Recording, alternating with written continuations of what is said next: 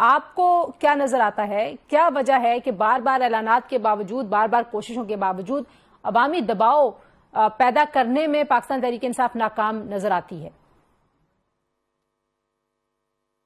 دیکھیے، میرا خیال یہ ہے کہ جو لوگ اس وقت تحریک انصاف کو لیڈ کر رہے ہیں وہ اچھے لائرز ضرور ہو سکتے ہیں، ان کا معاشرے میں بڑا اچھا نام بھی ہو سکتا ہے، مقام بھی ہو سکتا ہے، لیکن سیاست جو ہے نا وہ ایسی چیز نہیں ہے کہ کوئی بھی کالا کوٹ پہنے گا اور جا کے ایک پارٹی کو لیڈ کر لے گا، وہ بھی پاکستان کی سب سے بڑی جماعت، اور وہ بھی ایک غیر معمولی سیاسی صورتحال میں. یعنی اس وقت کوئی معمول کی سیاسی پوزیشن نہیں ہے تحریک انصاف کی. Tehreek Insaf is going through a very difficult phase, اور اس ڈیفیکلٹ فیز میں سے نکالنا، اسٹیئر آؤٹ کرنا کوئی مجاور سیاستدان ہی کر سکتا ہے. کوئی سپریم کورٹ کا لائر یا کوئی اور چارٹرڈ اکاؤنٹنٹ وہ آ کے اس پارٹی کو نہیں باہر نکال. تو اس وقت جو لیڈرشپ ہے اس میں آپ کو سیاستدان نہیں نظر آتے؟ یعنی کہ اگر علی ظفر کی بات کروں میں، ظاہر ہے پرانے سینیٹر ہیں، بڑے سینئر آدمی ہیں. لطیف کھوسہ صاحب جو ہیں وہ بھی بڑے جید سیاستدان ہیں، ایک ایسی پارٹی سے آئے ہیں کہ جس کو پالیٹکس کا بادشاہ کہا جاتا ہے، پیپلز پارٹی کو. تو آپ کو نہیں لگتا کہ اور بھی بہت سارے نام ہیں؟ میں چند نام لے رہی ہوں آپ کے سامنے. نہیں، دیکھیں، یہ آپ نے جو بھی نام لیے نا، ان لوگوں کے ہاتھ میں تو پارٹی نہیں ہے.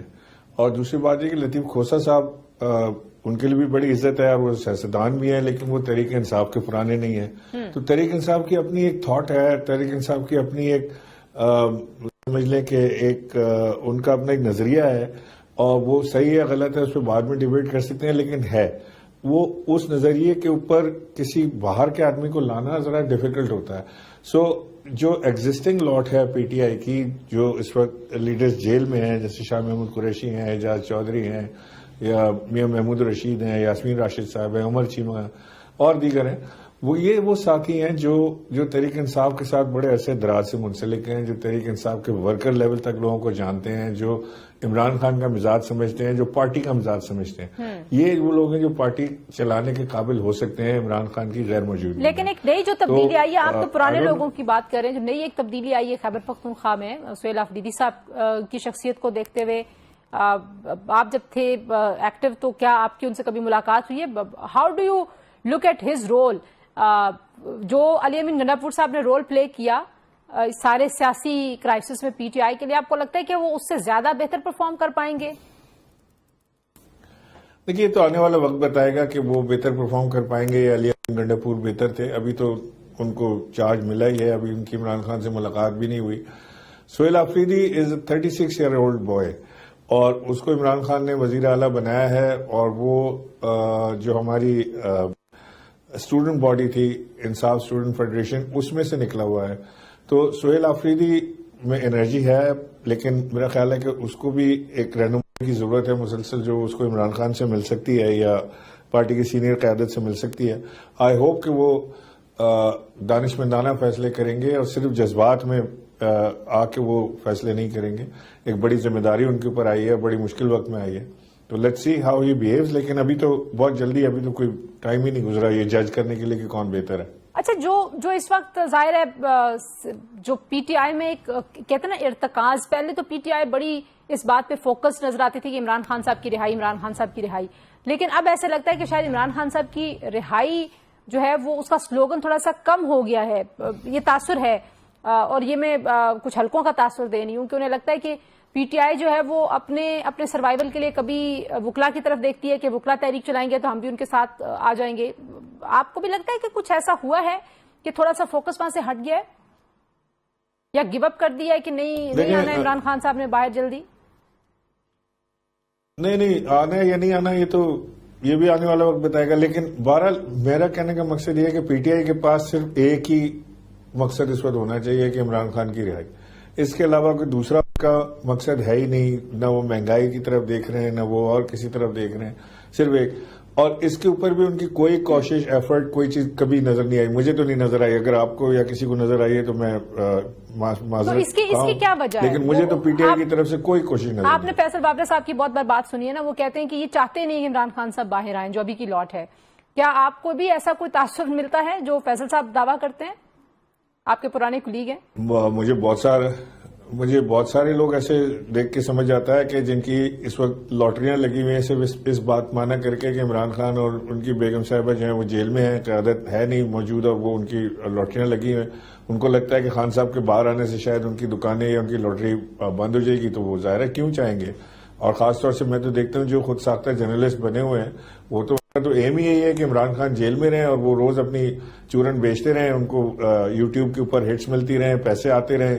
نہ ان کا پاکستان سے تعلق ہے، نہ وہ پاکستان میں ہیں، وہ پاکستان سے باہر بیٹھے ہوئے ہیں. وہ اپنے آپ کو پی ٹی آئی کا ظاہر کرتے ہیں، کہتے ہیں، اور اس کے بعد پی ٹی آئی اون بھی کرتی ہے. بڑا ایک عجیب سا طرز عمل نظر آتا ہے مجھے. لیکن یہ وہ لوگ ہیں خاص طور سے ان کو قطعاً ضرورت نہیں ہے عمران خان کے باہر آنے کی. وہ تو ان کی تو دعا ہوتی ہوگی کہ نہ باہر اندر ہی رہے تو ہماری اپنا یہ کاروبار جو نیا ملا ہے ہمیں یہ چلتا رہے. اچھا یہ بتائیے کہ محمود خان اچکزئی صاحب کو اپوزیشن لیڈر بنانے کا فیصلہ پی ٹی آئی نے کیا ہے، اس کو آپ کس طرح سے دیکھتے ہیں اس فیصلے کو؟ دیکھیں پی ٹی آئی کے اپنے اندر اس فیصلے کو لے کے کافی تناؤ کی صورتحال نظر آتی ہے. لوگ بات کرتے ہیں، ڈرتے ہیں، لیکن وہ بات ضرور کرتے ہیں آپس میں کہ یہ پی ٹی آئی کا حق تھا اور پی ٹی آئی سے وہاں سے بندہ ہونا چاہیے تھا. بہرحال عمران خان صاحب نے مناسب سمجھا کہ وہ شاید ایک زیرک سیاستدان کو یا ایک ایسے شخص کو لانا چاہ رہے ہیں کہ جو منجے میں ہیں سیاست میں، جو